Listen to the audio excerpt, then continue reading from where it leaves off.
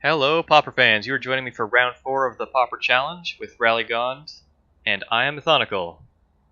Our opening hand is pretty good, especially if we're against some kind of Stompy or is it Blitz type deck. I do know our opponent does play some blue-black control style decks, so this hand is a little sketchy to keep against that, but it does give us a protection effect for a Midnight Guard and some Chainer's Edict protection, so it is a reasonable keep, and if we do manage to get lucky with top decking some kind of Presence of Gond, it would mean we might be able to squeak out a win, so we're going to go ahead and keep this one.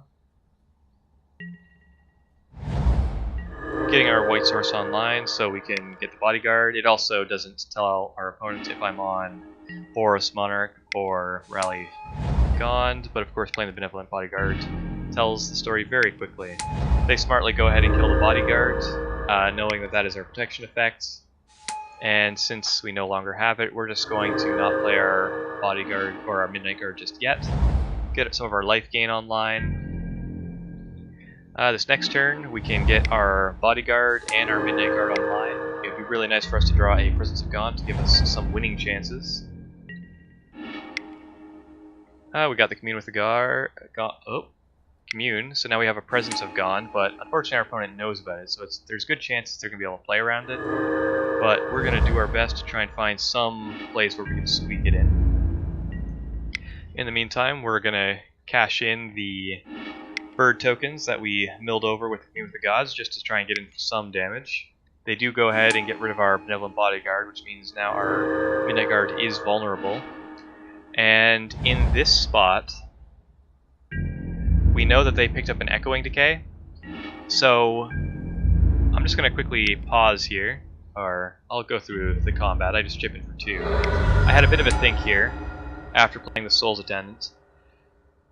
Basically, I took a look at their deck list, and the only card that stops us from comboing right here is Doomblade, and they only have 2 of them in the deck. They don't have any counter spells available that can stop Presence of Gond, and we know that they have an Echoing Decay that they could have been representing, trying to get rid of our 2 Soul Sisters or something to that effect. So, knowing that they must have one of their 2 Doomblades in hand to stop our combo, I decide to go for it, simply because we know that they also have a Mystical Teachings, and basically if we give them turns to go ahead and start cashing in that Mystical Teaching, it means that we're never going to have an opening to properly resolve it anyways, and this is probably the lowest we're going to have them tap down. So we go ahead and make the call to try for the Presence of Gond, knowing that if it resolves, we basically win. They can buy a turn with Echo Decay, but if it does not resolve, we're probably going to lose. Not guaranteed, but probably. Turns out our opponent does have the Doomblade, so while the odds were in our favor, it does not work out for us today. We now draw another Presence of Gond, so we'd like to draw another Midnight Guard to play it. Since they attacked with their creatures, I did cash in the Rally the Peasants just to try and get in some damage and get them low.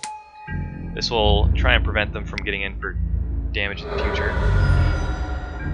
We're drawing kind of poorly now, getting some extra lands, and we don't have a Sin's Enlistment yet. They're being able to play their Muldrifters is bearing us under card advantage, so we don't have many turns to find ways of winning. And since they're also holding up double blue, it's very likely they have a counterspell at this point. With the Gurmag Anglers, we're basically looking to get beat down fairly quickly, so things are not looking too good. I'm still holding out some hope that perhaps we can find another Midnight Guard, somehow squeak it in and win, but things are looking very slim on that front. We're going to cash in our Prismatic Strands just to buy some time. This card is very bad in this matchup, just in case you were wondering. Another Rally the Peasants means there may be chances to win.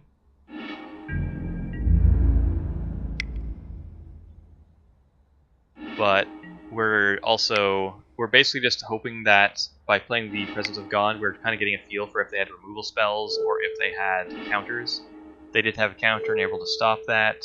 They end up having removal spells as well, so now it looks like our Rally of the Peasants is not going to be able to get in there for lethal. And then they flash back their Edict effect, so that is essentially the end of this one. I'm going to keep making our opponents play it out, simply because the clock is a factor and we're currently ahead of time, even if it's only like a 10-second difference.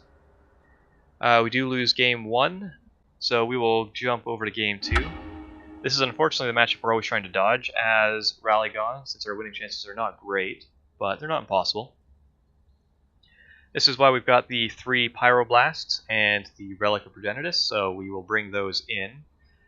We know that they're going to be bringing in some number of Shrivels or Nausea type effects, so we're going to bring in the Spider Soul Armors. That's also going to allow us to block the Mull Drifters, which may or may not become relevant. Since we didn't see any horrors yet, we're going to bring in some of our Oblivion Ring removal. Actually, never mind, we did not this one. Sometimes you can. It depends on what their list is, because if they don't have any bounce effects, you can bring these in just to get rid of some creatures, but instead we leave those out this time. We take out 4 Soul Sisters. The life gain isn't very relevant, and they just kind of are collateral damage to their -1/-1 effects. We also bring out the Prismatic Strands, because the only card this is decent against is the the Justice. Epicar's Justice or something like that. So generally that's a dead card, we don't want that in the deck.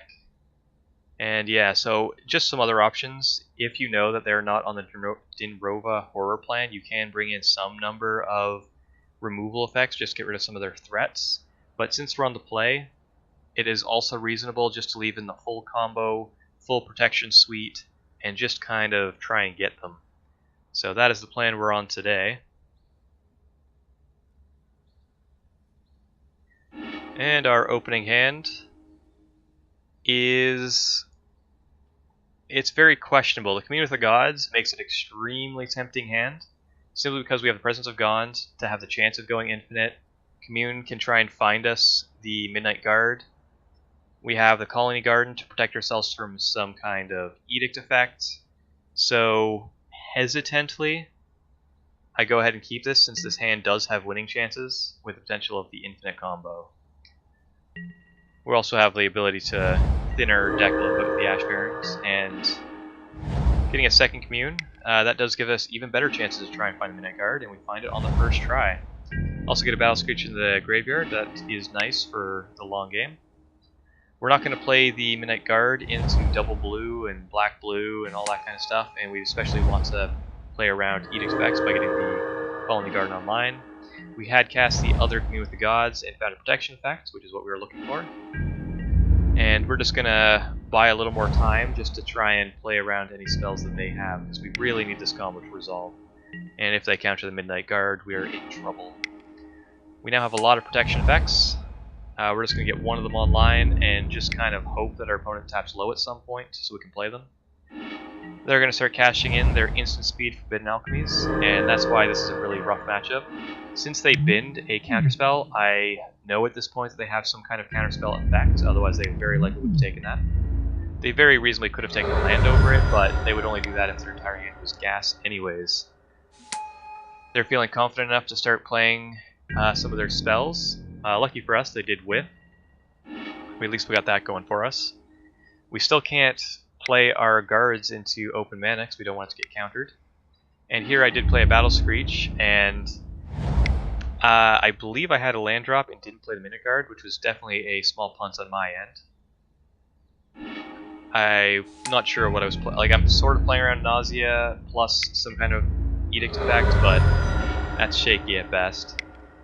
I go ahead and make the play of playing another Battle Screech, and when they go to prohibit it again, this time, since they haven't Nauseated yet, I'm going to go ahead and play the Midnight Guard and hope maybe it's good enough.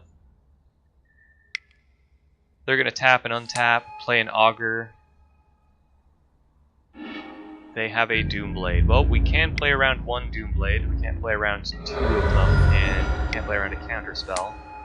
So we're just going to get some more life gain online, and this allows us to start playing our battle screeches. Perhaps if they have some kind of echoing decay effect, they might cash it in. But to be honest, at this point, they usually have the resources to kind of do whatever they want, and it's really hard for us to navigate to find an opening to play the Presence of God. They do have the Doomblade and try and play it, so we cash in the Bodyguard. They did that so that way they could echo decay our other tokens. So this is giving us reasonable chances to try and resolve our Presence of God.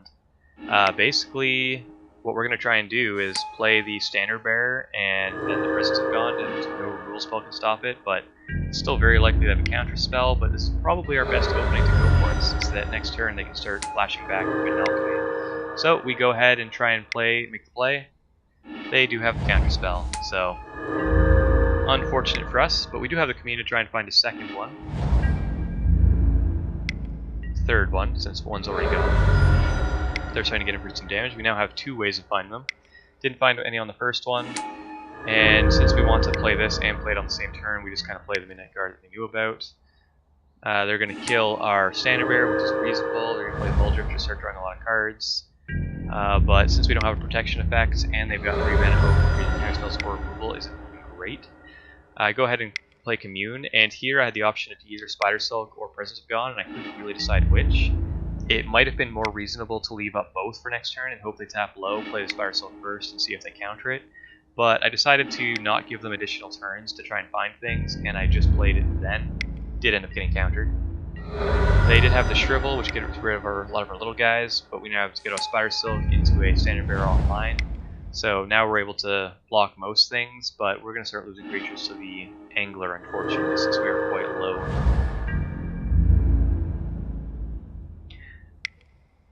Here we have the option of multi-blocking the Angler and hoping it works, but chances are they have some sort of removal spell or minus effect that will stop it from happening, so I just going to block as many things as possible. I'm holding the Spider Silk for the possibility of being able to bluff something, but they just end up having another removal spell and are able to get in for lethal. So unfortunately we do lose round 4, but that is what happens when Ralagon faces against blue-black. And yeah, with that, we're just going to go on to round 5. I will see you there.